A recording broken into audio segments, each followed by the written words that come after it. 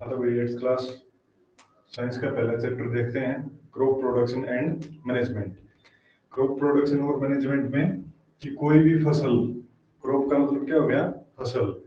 कोई भी फसल का प्रोडक्शन का मतलब होता है उत्पादन, कि किसी भी फसल का उत्पादन किस तरीके से लिया जाता है।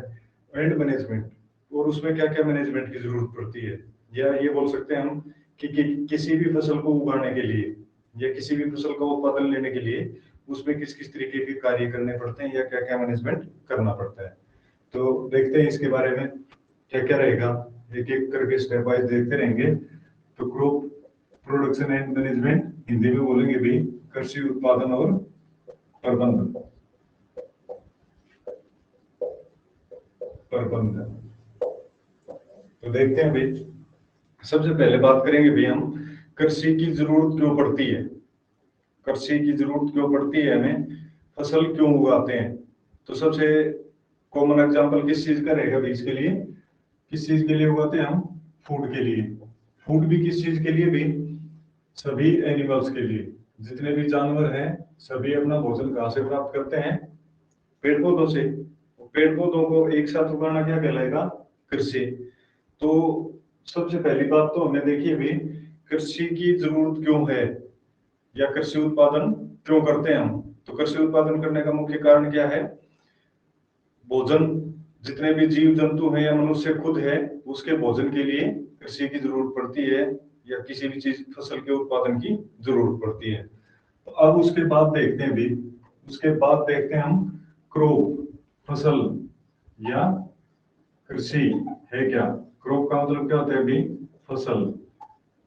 फसल उगाते भी हैं हम, जानते भी हैं फसल उगाना किस तरीके से स्टार्ट किया जाता है, लास्ट का स्टेप कौन सा होता है, सभी स्टेप के बारे में आसानी से पता पता है हमें। तो क्रॉप के बारे में अगर पूछा जाए कि कृषि किस चीज को बोलते हैं भी, तो हम बता देंगे कि कोई भी अनाज का उत्पादन करना क्या कहलाएगा? कृषि कहलाएगा, क्रॉप प्रोडक्शन कहलाएगा। उसको डिफाइन किस तरीके से करेंगे? देखो भाई, वेन क्रॉप क्या है? When the plants, when the plants of same kind are grown and cultivated at the same time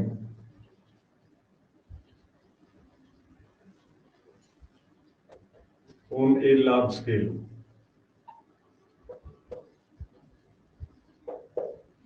तो फसल, फसल की डेफिनेशन के बारे में अगर हम बात करें भाई, क्रॉप की डेफिनेशन क्या होगी?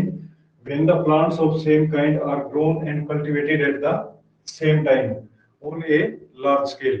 कि जब एक ही प्रकार के पौधे एक स्थान पर बहुत बड़े एरिया में उगाए जाते हैं, एक साथ उगाए जाते हैं, तो वो चीज क्या कहलाएगी? फसल। एग्जाम्पल, एग्जाम्पल बता सकते हैं हम, जो भी फसल उगाते हैं हम खाने के लिए, जो भी अनाज उगाते हैं, गेहूं उगाते हैं, बाजरा उगाते हैं, सारे किस चीज में आएंगे भी? फसल में आएंगे। तो एग्जाम्पल लेते हैं भाई, क्रॉप ऑफ व्हीट, गेहूं की फसल। हमने सभी ने देखी हुई भी है कि गेहूं की फसल कैसी होती है, क्या होता है गेहूं की फसल में, कौन कौन से स्टेप आते हैं। तो एग्जाम्पल क्रॉप का, crop of wheat means all the plants in a field are of wheat। तो गेहूं की फसल किस चीज को बोला जाएगा भाई? कि जब एक खेत में या एक बड़े एरिया पर सारे पौधे किस चीज के हैं? गेहूं के हैं, तो उस चीज को क्या बोलेंगे हम? फसल। गेहूं की फसल। गेहूं की फसल का मतलब क्या हो गया भाई? कि एक बड़े एरिया पे सारे पौधे किस चीज के उगा रखे हमने? गेहूं के, तो वो चीज क्या कहलाएगी? फसल। तो ये चीज समझ में आ गई ना भाई। अगर हमने पूरे खेत में बाजरे के पौधे उगा रखे हैं एक साथ, तो वो क्या कहलाएगी? बाजरे की फसल। कपास के पौधे हैं तो कपास की फसल कहलाई जाएगी। तो ये है भाई क्रॉप। क्रॉप क्या होती है? फसल, कृषि। तो फसल का मतलब क्या हो गया भाई? जब एक स्थान पर एक साथ बड़े एरिया पर पौधे उगाए जाते हैं तो उसको क्या बोलते हैं? फसल। फसल का उदाहरण हो गया कि जब हम गेहूं की फसल की बात करते हैं तो एक खेत में या एक बड़े एरिया में सारे गेहूं के पौधे होते हैं जो एक साथ उगाए जाते हैं। तो क्लियर है यहाँ तक? फसल, फसल का फसल की डेफिनेशन और फसल का उदाहरण। उदाहरण कोई भी ले सकते हैं, बीच में गेहूं का ले सकते हैं, बाजरे का ले सकते हैं, ग्वार का ले सकते हैं, कपास का ले सकते हैं। तो उसमें क्या रहेगा, जिस भी चीज का एग्जाम्पल देंगे सारे पौधे उसके उसी के रहेंगे एक लार्ज एरिया में। ठीक है, क्लियर है यहाँ तक? उसके बाद आगे देखते हैं भी कि फसल उत्पादन जरूरी क्यों है। बात कर रहे थे हम फूड के लिए, फूड के लिए जरूरी है। फिर दूसरी चीज ये भी देखते हैं भाई हम कि गर्मी के समय में कुछ अलग फसल उगाई जाती है और सर्दी के समय में कुछ अलग फसल उगाई जाती है। ये फसल अलग अलग तरीके से क्यों उगाई जाती हैं, अलग अलग तरीके से क्यों उगाई जाती हैं, और इनको हम कितने भागों में बांट सकते हैं, मौसम के हिसाब से फसलों को कितने भागों में बांटते हैं, पढ़ा भी होगा या अपने जो बुजुर्ग लोग हैं, हमारे पेरेंट्स हैं, उनसे पूछ सकते हैं कि जो हमारी फसल उगाते हैं, फसल के सीजन को कितने भागों में बांटते हैं, क्यों बांटते हैं, वो दोनों चीज देखते हैं भाई हम। तो इतना क्लियर है ना? इतना, इतनी चीज समझ में आ गई। उसके बाद देखो भाई, इंडिया है वो एक बहुत बड़ी कंट्री है, उसमें अलग अलग जो क्लाइमेट है, जलवायु है, वो एक जैसा नहीं है भाई। भारत बहुत बड़ा देश है, उसमें जलवायु हमेशा एक जैसा नहीं रहता, या हर एक स्थान पर जलवायु एक जैसा नहीं पाया जाएगा। तो उसमें क्या है भाई, कहीं पे बारिश ज्यादा है, कहीं पे गर्मी ज्यादा होती है, कहीं पे बारिश बिल्कुल नहीं होगी, कहीं पे 24 घंटे बारिश चलती रहती है, कहीं पे नमी ज्यादा रहती है, कहीं पे नमी कम रहती है। तो उस चीज को देखते हुए जो सीजन्स हैं, जो ऋतुएं हैं, ऋतुओं के हिसाब से फसलों को दो भागों में बांटा गया है। या ये बोल सकते हैं हम कि जो क्लाइमेटिक कंडीशंस हैं, क्लाइमेटिक कंडीशंस के बेस पे फसलों को दो भागों में बांटते हैं। दो भाग कौन कौन से हैं वो देखेंगे। पता होगा, सुना भी होगा, खरीफ क्रॉप्स और रबी क्रॉप्स, इनके बारे में सुनते हैं हम। हमारा बैकग्राउंड एग्रीकल्चर वाला है तो हम इसके बारे में अच्छे से जानते हैं, कौन कौन से प्रोसेस रहेंगे, कौन कौन से मेथड रहेंगे, कौन कौन से सीजन रहते हैं। तो इसमें अगला पॉइंट देखते हैं भी, मेन क्रॉप सीजन्स, फसलों के मुख्य सीजन कौन कौन से रहेंगे। या ये बोल सकते हैं भाई हम कि फसलों के आधार या सीजन के आधार पर फसलों को कितने भागों में बांटा जाता है। तो इसमें लिख सकते हैं भाई हम, ऑन द बेसिस ऑफ, किसके बेस पे, on the basis off season, मौसम के हिसाब से, द क्रॉप्स इन इंडिया, इसकी बात कर रहे हैं भाई हम, इंडिया की, इंडिया में रहते हैं तो इंडिया के बारे में पढ़ रहे हैं। Are divided into two main parts, are divided into two main parts. कितने भागों में बांटते हैं भाई? दो भागों में। फसलों को मौसम के हिसाब से या सीजन के हिसाब से कितने भागों में बांटा गया है? दो भागों में। दो भाग कौन कौन से रहेंगे भाई? फर्स्ट इज खरीफ क्रॉप्स,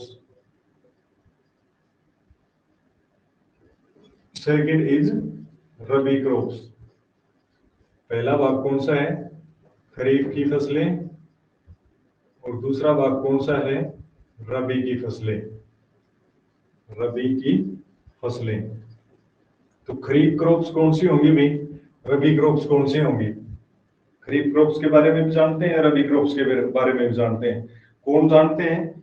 जो एग्रीकल्चर वाले बैकग्राउंड से हैं, हमारे पेरेंट्स या हमारे कोई रिलेटिव खेती बाड़ी से संबंधित हैं या खेती बाड़ी करते हैं तो हमें पता रहता है उस चीज का आसानी से।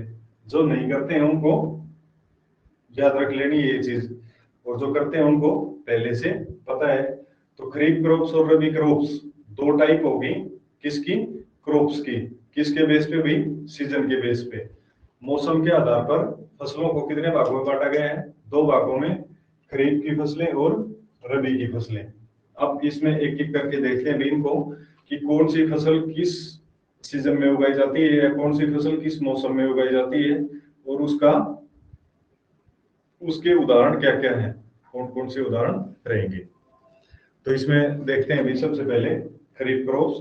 खरीफ क्रॉप्स के बारे में डिफाइन करते हैं इसको कि खरीफ क्रॉप क्या है, कौन कौन से उदाहरण है इसके, बोते टाइम या काटते टाइम कैसा टेम्परेचर होना चाहिए, इसकी टाइमिंग क्या है, किस टाइम पे बोते हैं किस टाइम पे काटते हैं। तो सबसे पहला है खरीफ क्रॉप्स, खरीफ फसलें। तो खरीफ फसलें कौन सी होंगी भाई? The crops which are grown, which are grown in rainy season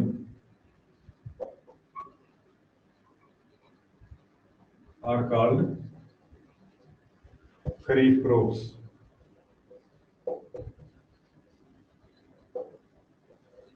कि जो फसलें रेनी सीजन में बोई जाती हैं वो फसलें क्या कहलाएंगी? खरीफ क्रॉप्स। रेनी सीजन क्या होगा भी? बरसात का मौसम। बरसात वाले मौसम में जो फसलें बोई जाती हैं वो क्या कहलाएंगी? खरीफ क्रॉप्स। तो बरसात के मौसम में बोई जाने वाली फसलें खरीफ क्रॉप्स होगी।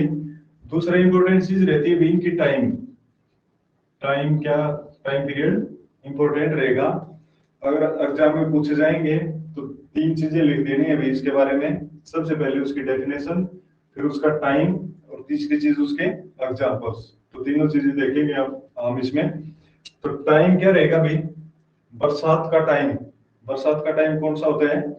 जून से सितंबर तक, हमें पता है अच्छे से, जून टू सितंबर। तो देखो भाई सबसे पहले खरीफ क्रॉप्स की definition, the crops which are grown in rainy season are called kharif crops. इसमें एक चीज का ध्यान रखना है भाई, इसमें समर सीजन नहीं करना है।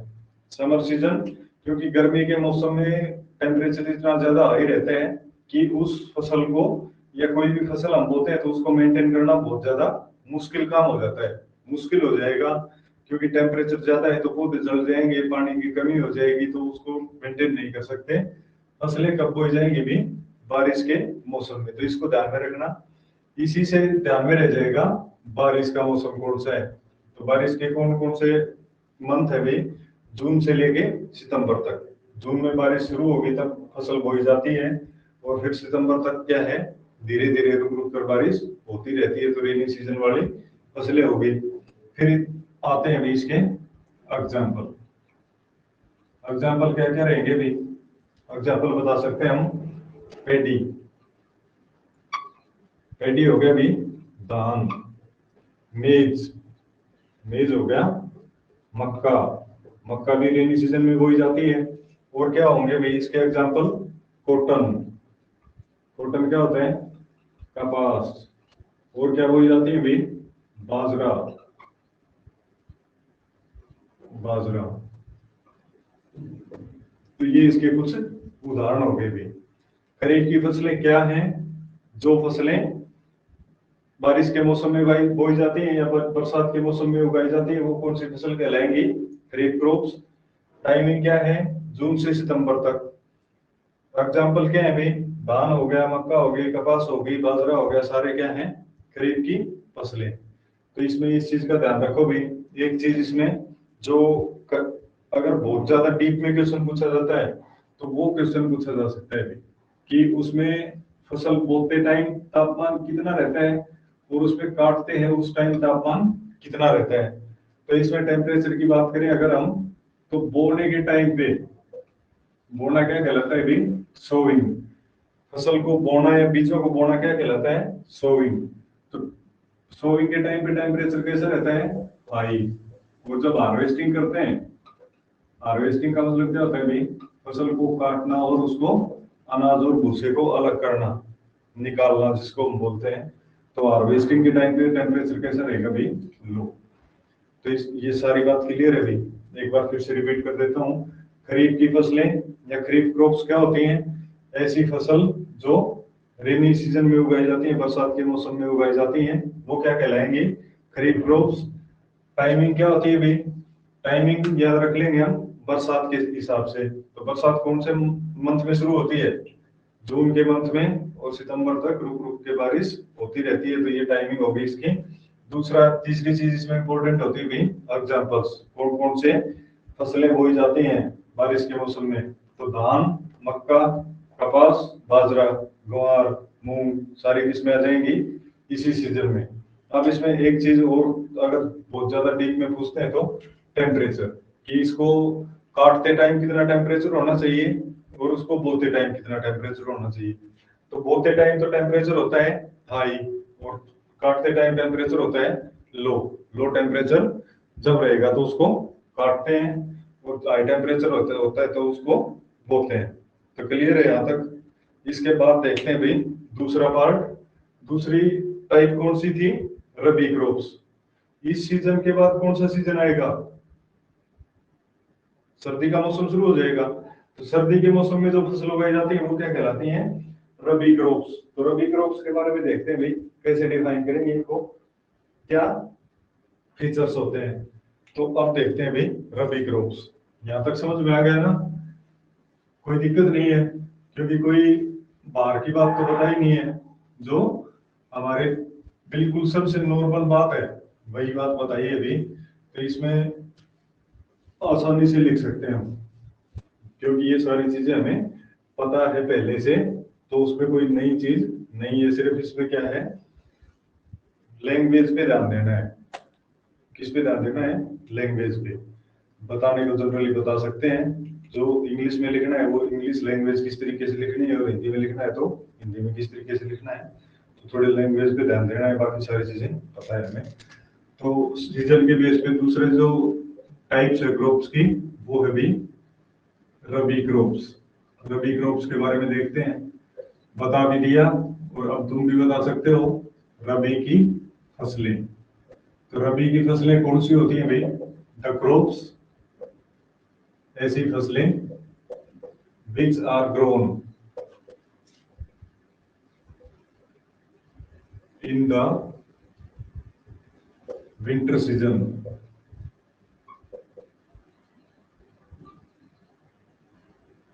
are called rabi crops.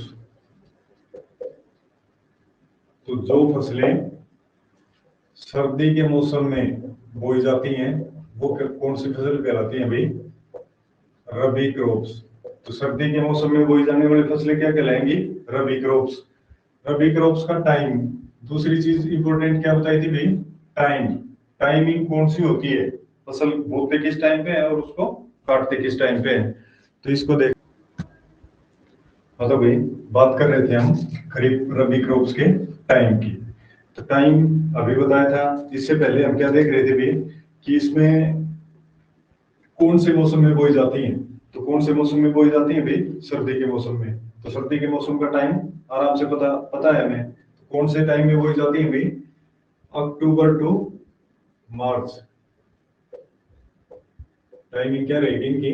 अक्टूबर से मार्च तक। हिंदी में बता देता हूं, अक्टूबर से मार्च। अब तीसरी चीज जो खरीफ क्रॉप्स में की थी हमने, इसी से एक ही उससे चलना है भाई हमें, पैटर्न से। उसके एग्जांपल्स, तो एग्जांपल क्या क्या बताएंगे भाई? इसमें एग्जांपल बता सकते हैं हम। हमें पता है सर्दी के टाइम में कौन कौन सी फसल बोई जाती है। सबसे जो कॉमन फसल है वो तो होगी व्हीट, गेहूं। दूसरी होगी मस्टर्ड। मस्टर्ड क्या होता है भाई? सरसों। तीसरा एग्जांपल लेंगे भाई हम ग्राम, चना। तो ये रबी क्रॉप्स के एग्जांपल हो गए भाई। एक बार फिर से देख लेते हैं रबी क्रॉप्स क्या हैं। The crops which are grown in winter season are called rabi crops. कि जो फसलें सर्दी के मौसम में बोई जाती है या उगाई जाती है वो कौन सी फसल कहलाती हैं? रबी क्रॉप्स। टाइमिंग सर्दी के मौसम का टाइमिंग क्या है, अक्टूबर से मार्च तक। तो ये रबी क्रॉप्स की टाइमिंग हो जाएगी भाई अक्टूबर से मार्च। तीसरी चीज इंपॉर्टेंट रहेगी उसमें एग्जांपल्स, वीट, मस्टर्ड और ग्राम। तो देखो भाई, रबी क्रॉप्स भी कर ली हमने, खरीफ क्रॉप्स भी कर ली। खरीफ क्रॉप्स कौन सी सीजन में बोई जाती है, रेनी। रबी क्रॉप्स कौन से सीजन में बोई जाती है भाई, विंटर। सीजन एक और बच गया भाई। भारत में कितनी ऋतुएं होती है मुख्य, 3। तो इसमें एक सीजन और बच गया, वो सीजन कौन सा बच गया, समर।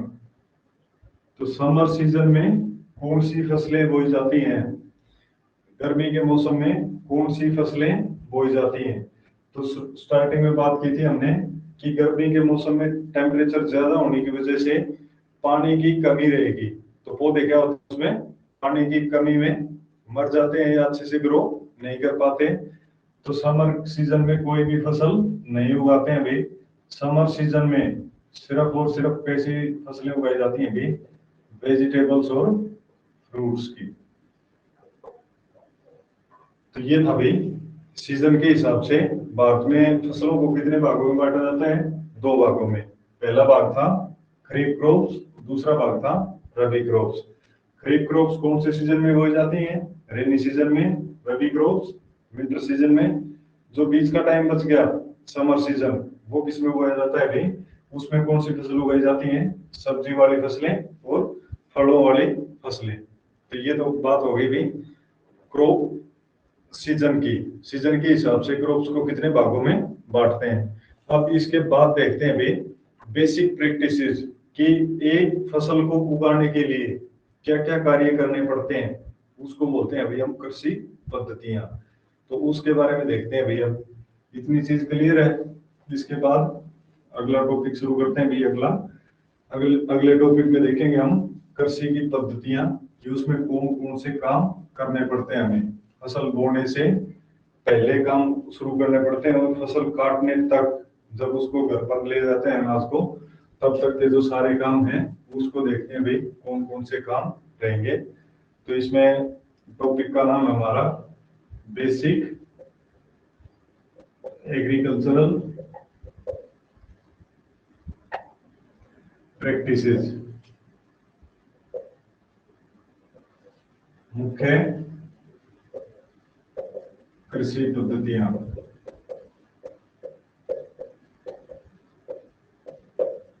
मुख्य कृषि पद्धतियां कौन कौन सी हैं। तो सबसे पहले तो बात करते हैं अभी हम कृषि पद्धतियों की। तो कृषि पद्धतियों के बारे में जैसा मैंने अभी बताया था कि फसल को उगाने के लिए एक से ज्यादा कार्य करने पड़ते हैं भाई, एक से ज्यादा कार्य करने पड़ते हैं। क्या क्या कार्य हैं, अगर हम बेसिक सी चीज देखें, हम सबसे पहले बीज को बोते हैं, सबसे पहले बोना हो जाएगा। दूसरी अगर नॉर्मल सी बात करें हम, जो सिलेबस में है वो नहीं, नॉर्मल सी बात कर रहे हैं। सबसे पहले बोना आ गया, फिर उसमें सिंचाई, फिर उसमें खाद डालना, खाद डालते हैं। चौथा काम हो जाएगा उसमें से खरपतवार निकालना। पांचवा काम हो जाएगा उसकी कटाई। कटाई के बाद उसको थ्रेशर से अलग करते हैं, भूसे को अलग करते हैं, अनाज को अलग करते हैं। और सबसे लास्ट की चीज क्या हो जाती है, भंडारण। अनाज को भी भंडारित करते हैं हम। और दूसरी चीज क्या होगी, जो पशुओं के लिए भूसा वगैरह है उसको भी भंडारित करते हैं। तो ये सारी चीजें होगी भी कृषि पद्धतियां। एक से ज्यादा कार्य करने पड़ते हैं, स्टेप वाइज करने पड़ते हैं। पहले कौन सा काम करेंगे, उसके बाद कौन सा काम आएगा, उसके बाद कौन सा काम आएगा। तो ये सारे काम एक के बाद एक काम होते रहते हैं भाई। इनके बिना अगर कोई भी काम अच्छे से नहीं करेंगे हम, या किसी भी काम पे ध्यान नहीं देंगे, तो क्या होगी, हमारी फसल उत्पादन है वो प्रभावित होगी, फसल उत्पादन है वो कम हो जाएगा हमारा। तो अब देखते हैं एग्रीकल्चर प्रैक्टिसेस। एग्रीकल्चरल प्रैक्टिसेस के बारे में समझ गए कि कोई भी फसल को उगाने के लिए बहुत सारे काम करने पड़ते हैं भाई, बहुत सारे काम करने पड़ते हैं। उसको क्या बोलते हैं, एग्रीकल्चरल प्रैक्टिसेस या कृषि पद्धतियां। तो उसमें कौन कौन सी बेसिक एग्रीकल्चरल प्रैक्टिसेस हैं, तो वो देखते हैं भाई। जो हमारे सिलेबस में है, सिलेबस के हिसाब से कौन कौन सी प्रैक्टिसेस रहेंगी। तो सबसे पहली प्रैक्टिस है भी प्रिपरेशन ऑफ सोयल।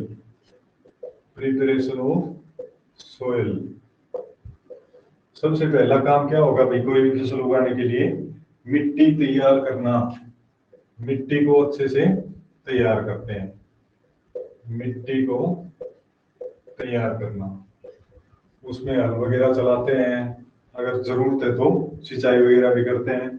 तो सबसे पहला काम प्रिपरेशन ऑफ सोयल, थोड़ा डीप में भी देखेंगे, लेकिन पहले सारी जो एग्रीकल्चरल प्रैक्टिसेस हैं उसके बारे में देख लेते हैं। जब मिट्टी अच्छे से तैयार हो जाती है तो उसके बाद क्या करते हैं भी, उसमें बीज बोते हैं। तो दूसरा एग्रीकल्चरल प्रैक्टिस क्या हो जाएगी भी, बीज बोना। जो मिट्टी तैयार की हमने, अब उसमें बीज बो देते हैं भी। फिर वो बीज क्या करेंगे, उगना शुरू हो जाते हैं। बीज उगना शुरू होंगे तो उसको किस चीज की जरूरत रहेगी, खाद और उर्वरक की। तो इसमें तीसरा स्टेप हो जाएगा भी adding manure and fertilisers. Manure और फर्टिलाइजर डालते हैं भी। अब मैन्योर्स क्या होते हैं, मैन्योर्स होती है भी खाद, फर्टिलाइजर क्या होते हैं, उर्वरक। तो खाद और उर्वरक डालते हैं। खाद और उर्वरक में अंतर क्या होता है, ये चीज भी हम देखेंगे आगे चल के। खाद और उर्वरक में क्या अंतर है, बहुत ज्यादा अंतर होता है भाई, लेकिन एक चीज सेम है इसमें कि दोनों जो पोषक तत्व हैं, न्यूट्रिएंट्स हैं, उसकी सप्लाई करते हैं, पौधों को पोषक तत्वों की सप्लाई करते हैं। चौथा काम हो जाएगा भी उसमें इरिगेशन। अगर पानी नहीं लगाएंगे पौधों में तो पौधे क्या होंगे, मरना शुरू हो जाते हैं, खत्म हो जाएगी फसल, या अगर फसल चलेगी भी तो उसका उत्पादन अच्छा नहीं मिलेगा। तो इरिगेशन अगला स्टेप क्या है, इरिगेशन, सिंचाई। तो ये बात हमने देखी भी होगी, नोट भी की है कि जैसे ही फसल में पानी लगाते हैं तो पानी लगाने के साथ साथ उसमें क्या होता है भी, फसल के अलावा अन्य कुछ पौधे हैं जो उगना शुरू हो जाते हैं, वो निकालने होते हैं। तो अगला स्टेप क्या हो जाएगा भी, जो अनवांटेड प्लांट्स या जो हमारी फसल से अलावा जो पौधे उगे थे उनको बाहर निकालना। तो अगला स्टेप हो जाएगा भी प्रोटेक्शन फ्रॉम वीड्स।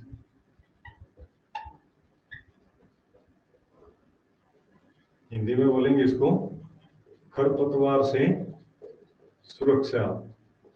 तो खरपतवार से सुरक्षा किस तरीके से की जा सकती है भी, खरपतवार को ही उखाड़ के खेत से बाहर फेंक देंगे हम, या जो पौधे हमारे काम के नहीं है, जैसे हमने गेहूं की फसल बोई है तो काम के कौन से पौधे हो गए, गेहूं के। गेहूं के अलावा जो भी पौधे होंगे उनको खेत उखाड़ के खेत से बाहर फेंक देंगे, या उसमें ऐसी कोई पेस्टिसाइड या हर्बिसाइड का इस्तेमाल करेंगे, दवाई का छिड़काव करेंगे, जिससे वो अनवांटेड पौधे वो खत्म हो जाएंगे। तो उसके तरीके भी अलग अलग होते हैं, वो जब आगे इसके बारे में करेंगे तो देखेंगे। अभी एग्रीकल्चरल प्रैक्टिसेस के बारे में देखते हैं भी। अगला स्टेप है भी हार्वेस्टिंग। जब फसल पक के तैयार हो जाती है, ये सारे काम करते रहेंगे हम। जब भी खाद की और उर्वरक की जरूरत पड़ेगी तो उसको खाद और उर्वरक डालते रहेंगे। जब भी पानी की जरूरत होगी, सिंचाई की जरूरत होगी, सिंचाई करते रहेंगे। जैसे ही खरपतवार बढ़ती जाएगी, खरपतवार को भी खेत से क्या करते रहेंगे, निकालते रहेंगे। ऐसा करते करते धीरे धीरे फसल क्या होगी, पक जाती है भी, पक के तैयार हो जाती है। तो फिर फसल को क्या करते हैं भी, कटाई। फिर उसकी कटाई करते हैं। कटाई के बाद क्या करते हैं भी, कटाई के बाद उसको एक जगह पे इकट्ठा करते हैं। इकट्ठा करने के बाद उसको थ्रेशर वगैरह से अलग अलग कर लिया जाता है। तो कटाई के बाद उसमें आ जाएगा भी अनाज और भूसे को अलग करना। अनाज और भूसा अलग करना, ये किसमें आएगा, हार्वेस्टिंग में। अब हार्वेस्टिंग के बाद जो इंपॉर्टेंट स्टेप बचता है भाई, काफी महत्वपूर्ण काम है, वो बच जाएगा भाई स्टोरेज।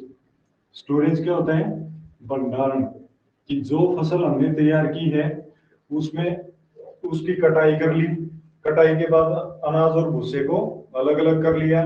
अब अनाज को, जो अनाज और भूसा दोनों चीजें हैं, अनाज तो किसके लिए खाना हो गया भाई, मनुष्य के लिए खाने का साधन बन गया।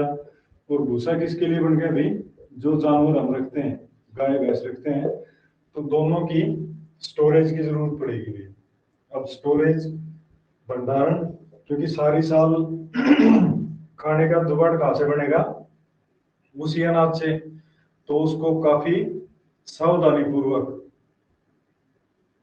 भंडारित किया जाता है भी, कि जहाँ पे कीड़े मकोड़े कम हो, जहाँ पे पक्षी कम आते हो, जहाँ पे नमी कम आती हो, जहाँ पे सूर्य का जो प्रकाश है वो प्रॉपर आता जाता रहे, जहाँ पे हवा है वो अच्छे से पास हो सके। तो ये स्टेप है भी स्टोरेज।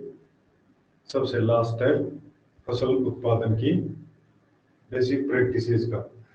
तो एक बार फिर से देख लेते हैं भाई, बेसिक एग्रीकल्चरल प्रैक्टिसेस। इसमें एक चीज का ध्यान में रखना है भाई, वो चीज ध्यान में क्या है, कि ये जो जितने भी काम हैं या फिर कृषि की जितनी भी पद्धतियां हैं, एग्रीकल्चरल प्रैक्टिसेस हैं, उसको सीरियल वाइज ध्यान में रखना है भाई। सीरियल वाइज कैसे, सबसे पहले क्या काम करेंगे, उसके बाद क्या काम करेंगे, और सबसे लास्ट में क्या काम करेंगे। तो इसको सीरियल वाइज ध्यान में रखेंगे। कौन कौन से हैं फिर से देख लो एक बार। प्रिपरेशन ऑफ सोइल, सबसे पहले मिट्टी तैयार करते हैं, फिर सोइंग, उसमें बीज बोते हैं, फिर तीसरा जब भी जरूरत होती है तो उसमें खाद और उर्वरक डालते हैं, एडिंग मैन्योर एंड फर्टिलाइजर्स। उसके बाद का स्टेप है भाई इरिगेशन। फसल में जब भी पानी की जरूरत होती है तो उसमें क्या करते हैं, हम सिंचाई करते हैं, पानी लगाते हैं। पानी लगाने को क्या बोलते हैं, सिंचाई। अगला आ जाएगा भी प्रोटेक्शन फ्रॉम वीड्स, की फसल के अलावा जो भी पौधे उगते हैं उन पौधों को क्या करते हैं, उखाड़ते हैं हम खेत से और बाहर डाल देते हैं, क्योंकि वो फसल को क्या करते हैं भाई, नुकसान पहुंचाते हैं। उसके बाद है भी हार्वेस्टिंग। जब फसल पक के तैयार हो जाएगी तो उसकी कटाई करते हैं। कटाई के बाद उसका क्या हो जाता है, थ्रेसिंग। थ्रेसिंग का मतलब हो गया भी अनाज को और भूसे को अलग करना। उसके बाद का स्टेप है भी स्टोरेज, कि जो अनाज हमने फसल से लिया है उसको क्या करेंगे, भंडारित करेंगे। भंडारित करने के लिए क्या क्या कंडीशन होनी चाहिए, वो आगे जब इनको एक एक करके डीप में देखते जाएंगे तो इनके बारे में स्टडी करेंगे। तो इतना क्लियर है। अब इससे आगे देखते हैं भी कि प्रिपरेशन ऑफ सोइल, मिट्टी तैयार करना, और मिट्टी को तैयार किस तरीके से किया जाता है, तो वो चीज देखते हैं भी हम, मिट्टी को तैयार करना, इसके बारे में देखेंगे। तो क्लियर है भी, एक बार फिर से रिपीट कर देता हूँ जो अब तक जो चीज की है हमने, कि हम चैप्टर कर रहे हैं क्रॉप प्रोडक्शन एंड मैनेजमेंट, कृषि उत्पादन और प्रबंधन। तो उसमें सबसे पहले किया है भाई हमने क्रॉप, फसल होती क्या है। तो फसल क्या बताई थी, कि कोई भी एक जगह पे बहुत बड़े एरिया में एक ही प्रकार के पौधे उगाना क्या कहलाती है, फसल। उदाहरण क्या लिया था हमने, कि जैसे गेहूं की फसल की बात कर रहे हैं हम, तो एक बड़े एरिया में एक साथ सिर्फ गेहूं के पौधे उगाए जाते हैं, तो वो चीज क्या कहलाएगी, फसल। फिर भारत एक बहुत बड़ा देश है, उसमें क्लाइमेटिक कंडीशंस है वो अलग अलग रहती हैं, या ये बोल सकते हैं अभी हम कि भारत में मौसम है वो बदलता रहता है, अभी टाइम के हिसाब से मौसम बदलता रहता है। तो गर्मी का मौसम, सर्दी का मौसम, और बीच में आएगा बरसात का मौसम। तो कुछ फसलें ऐसी हैं जो बरसात के मौसम में उगाई जाती हैं, कुछ फसलें ऐसी हैं जो सर्दी के मौसम में उगाई जाती हैं। तो उसमें क्रॉप्स को हमने सीजन के बेस पे दो भागों में बांटा था, एक थी खरीफ क्रॉप्स और दूसरी थी रबी क्रॉप्स। खरीफ क्रॉप्स थी भी जो बरसात के मौसम में उगाई जाती है, और रबी क्रॉप्स थी जो सर्दी के मौसम में उगाई जाती हैं। इनके उदाहरण किए थे हमने, इसका टाइम किया था। टाइम खरीफ क्रॉप्स का बरसात वाला टाइम रहेगा, रबी क्रॉप्स का सर्दी वाला टाइम रहेगा। इसके साथ इसके एग्जांपल्स थे वो इम्पोर्टेंट थे भी। उसके बाद कर रहे थे भी हम, कि कोई भी फसल को उगाने के लिए या कोई भी फसल का उत्पादन लेने के लिए किस किस चीज की जरूरत पड़ती है या कौन कौन से काम करने पड़ते हैं। तो उनको बोल रहे थे हम बेसिक एग्रीकल्चरल प्रैक्टिसेस, कि कौन कौन से काम करने पड़ते हैं एक फसल को उगाने के लिए। तो उसमें कौन कौन से काम थे वो उन सभी के बारे में बताया भी, प्रिपरेशन ऑफ सोइल से लेके स्टोरेज तक। तो अब देखते हैं भी एक एक काम, कि प्रिपरेशन ऑफ सोइल में क्या क्या काम करने होते हैं, या जो भी फसल उत्पादन करते हैं, फसल उत्पादन करने वाले लोगों को क्या कहा जाता है? फार्मर्स। तो एक फार्मर के द्वारा मिट्टी तैयार करने के लिए कौन कौन से काम किए जाते हैं, तो उसके बारे में देखते हैं भाई। मिट्टी तैयार करना, तो सबसे पहला स्टेप आ जाएगा बीच में, इसके बारे में देखते हैं। मिट्टी तैयार करने के लिए कौन कौन से कार्य करने पड़ते हैं। तो इसमें देखो भाई, सबसे पहला स्टेप है मिट्टी तैयार करने के लिए सबसे इंपॉर्टेंट चीज रहेगी भी इरिगेशन। इरिगेशन इरिगेशन के बारे में बताया था अभी। सिंचाई सिंचाई करनी पड़ती है मिट्टी तैयार करने के लिए। क्या पहला स्टेप कौन सा हो सकता है? सिंचाई करना। कब हो सकता है भी? अगर हमारी जो जमीन है वो बहुत ज्यादा ड्राई है, बहुत ज्यादा सूख चुकी है, या उसमें नमी बहुत कम है, तो उसको क्या करना पड़ेगा? पहले भिगोना पड़ेगा भी। भिगोने के बाद क्या करते हैं भाई? इरिगेशन के बाद करते हैं उसमें ploughing and tilling. Ploughing and tilling, उस मिट्टी को क्या करते हैं भाई? खेत हो गया, खेत में फसल उगाएंगे। सबसे पहले अगर जरूरत है तो क्या करेंगे? सिंचाई, पानी लगाएंगे। पानी लगाने के बाद जमीन में क्या हो जाएगी भी? पानी या नमी की मात्रा बढ़ जाएगी। तो प्लाविंग और टिलिंग का काम है वो आसानी से कर सकते हैं। प्लाविंग का मतलब क्या हो गया भी? हल चलाना। हल चलाएंगे, हल चलाने से क्या होता है? मिट्टी उखड़ जाती है भी, उखड़ जाती है। पहले मिट्टी क्या रहेगी? बिल्कुल लेवल पे होके जम जाती है। तो जम जाती है वो मिट्टी क्या होगी? हल चलाने से उखड़ जाएगी। टिलिंग का मतलब भी क्या हो गया अभी? उखड़ना। तो मिट्टी को क्या करते हैं? उखाड़ते हैं, या एक तरीके से बोल सकते हैं हम, हल लेके मिट्टी को क्या करते हैं? चीर देते हैं। चीरेंगे तो क्या होगा भी? उसमें प्लाविंग और टिलिंग से मिट्टी तैयार कैसे होती है? मिट्टी चीर देने से मिट्टी अलग अलग हो जाएगी। मिट्टी अलग अलग होगी तो उसमें हवा हवा पास होगी। हवा पास होगी तो भाई उसमें जो यूजफुल माइक्रोब्स हैं, माइक्रोब्स क्या होते हैं भाई? सूक्ष्म जीव। सूक्ष्म जीवों के बारे में हमने पढ़ा है पहले भी, कि सूक्ष्म जीव हमारे लिए यूजफुल भी होते हैं और हार्मफुल भी। तो जो यूजफुल सूक्ष्म जीव हैं, जो लाभदायक माइक्रोब्स हैं, वो क्या करेंगे? उनको हवा मिल जाएगी, वो अपनी पॉपुलेशन को बढ़ा लेते हैं, जनसंख्या को बढ़ा लेंगे। दूसरा क्या काम क्या होगा भाई? एयर पास होगी तो जो दूसरे लाभदायक जीव रहते हैं वो कौन से होते हैं? अर्थवर्म। अर्थवर्म भी क्या करेंगे? अपनी जनसंख्या को बढ़ा लेते हैं। दोनों ही क्या होते हैं? हमारे लिए लाभदायक हैं, या फसल उत्पादन में बहुत ज्यादा हेल्प करेंगे। मिट्टी की उर्वरक क्षमता को बढ़ाते हैं। तो मिट्टी की उर्वरक क्षमता को बढ़ाएंगे, किस तरीके से बढ़ाते हैं भाई? माइक्रोब्स और अर्थवर्म दोनों की जो पहले फसल बो रखी थी हमने, पहले फसल बोई थी, उसको काटते हैं हम। पहले फसल बोई थी उसको काटेंगे। तो काटते हैं तो क्या चीज रह जाती है उसमें?